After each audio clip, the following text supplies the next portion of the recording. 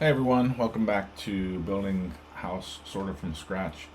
Uh, this episode, I want to talk to you about a little bit of the design process that I've gone through with this project, given the changes that I was trying to explore. So, dive right in here.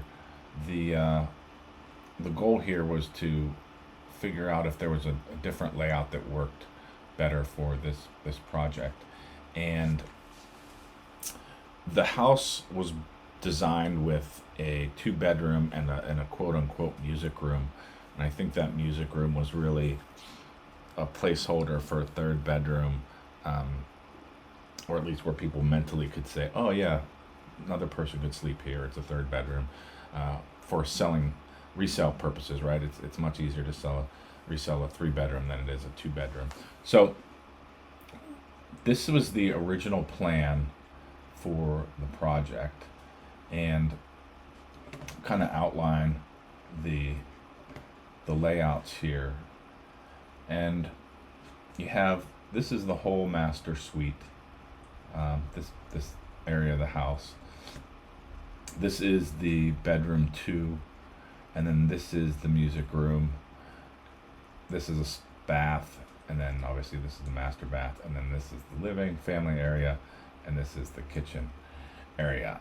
And I primarily kept this area the same. We're looking to move this shear wall out this way some, and and to actually the goal is to line this shear wall up with this the middle of these stairs here, so that wall will be right about here. And I'm going to pull this wall out here, giving us a little bit more room in these bedrooms, as you can see.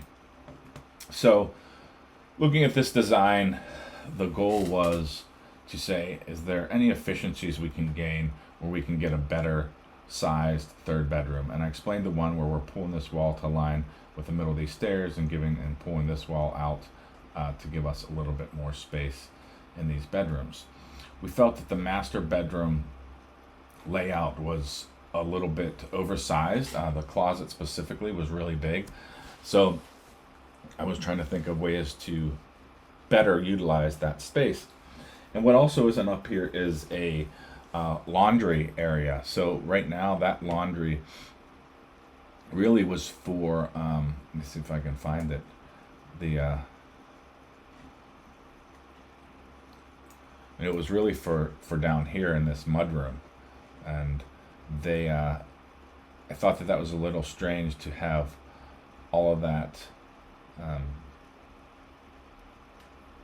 all that space used just for laundry and not have that on the first floor, because that's primarily where people are going to be living. And part of our goal is this is probably a little bit more of a retired community, so the more we could put things on the first floor to make it easy for people and accessible for people to age in place, we've also figured out, well, how can we put that laundry upstairs as well? So this is the original plan, as I said, and then the plan that I was working on. I'm going to overlay it a little bit so you can kind of see a little bit of both of these, and you'll see where we pulled this shear wall out, like I said, and moved that. So we have an engineer checking on that design, and now have that other wall pulled out square instead of with that little kind of notch there. And my goal here was to keep this bedroom, the second bedroom, which is decent size, pretty large. That size is actually uh, 14 by, oops,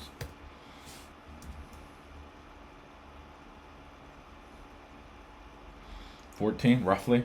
That's big. That's a nice size second bedroom. And then keeping the bath in the same spot, making it a little wider, bigger, and then making that music room the laundry and pantry area, and then having a closet in the hallway. So therefore, people can put kitchen stuff in here and use it as a laundry. And then cutting out the master bath and making it an office, a smaller office slash guest room. And this size is small, but it's not. It's 11 by 14. I want to say 13. So 13 and change, 1310. So it's still a decent sized third bedroom. And my concern was really with this master area. I cut significantly, I felt, but I also felt that it wasn't going to be too much. And actually, this design here has the closet back behind the bed here. There was another design where I actually put the closet around here, and actually I think probably push this wall over here a little bit more to gain a little bit more space. So there are two iterations I had going on. One was with the closet back here, and then one was with the closet right around here. And then this is about the layout of the bathroom. It probably went from like here. It's probably where it was. Oops, sorry, let's try that again. It's probably like here, roughly like that. And so what I did was I said, all right, I'm concerned with this. After they put the subfloor in, I said, well, let's go, I'm talking to myself, and start laying out what this thing's going to look like. And you can see in part of the video, you see what the framers did was this red line, they chalked the original layout in red. And then while I was on site, I started to do the layout in blue so I could really see where things were landing. And then you'll see from this picture here, this is the master. And as I was playing with the idea of the closet, I'm like, well, what if the, let me go back here. What if the bed is oriented like this?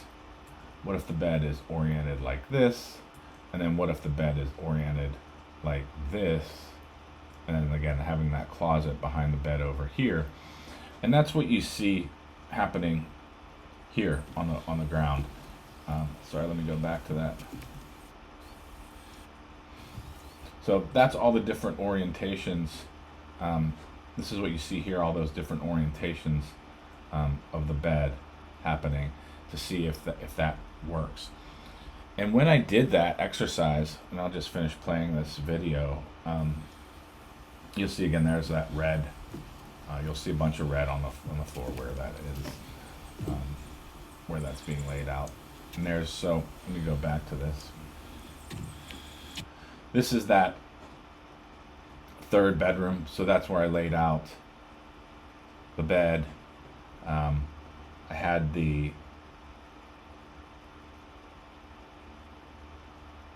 closet.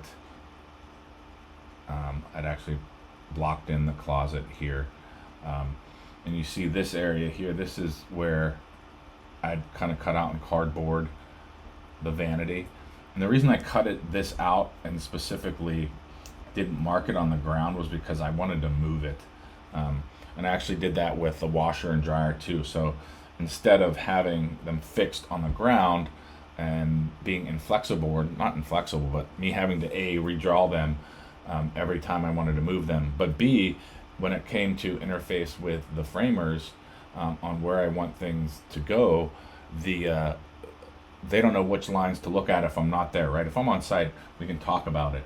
But when they're looking at, if I had like 3 different colored lines there, they wouldn't know necessarily what to always go off of, because there would probably be instances where a certain color would be okay for one room because I didn't go to a third iteration, and the other room would have a different color that worked because I like I said, maybe it was the original placement, and I kept that.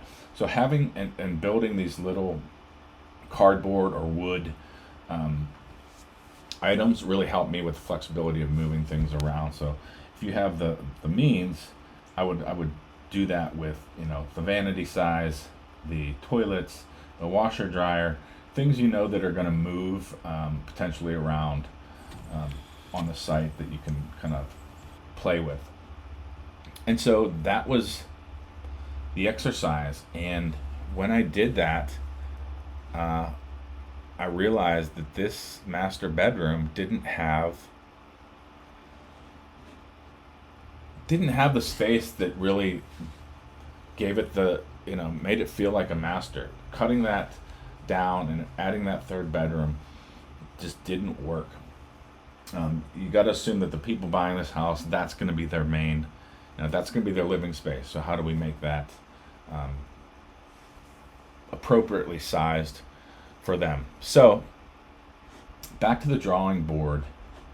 Um, you'll see here that I changed the design, and this is where we ended up as of today, mostly as of today with the final design. So similarly kept the closet in the middle as the original plans, but shrunk it down a little bit. It's still decently sized. Made the master suite probably about the same size it is, but kind of cut the bathroom out here. So this allowed us to have this kind of laundry pantry closet area, which was missing from the top floor. And then this bathroom I shrunk down a little bit, but it feels very open. When I was walking around this space, once I had this relayed out, this is what they built after I decided that the original second version of the layout wasn't working for me. And actually, this shower here, I'm not sure if I'm gonna put it there or there, was originally over here. And then the issue was the toilet was here, and the on site, the shower was probably ending up hitting part of the door. So we thought that having the shower here was a little bit of a better, more open idea.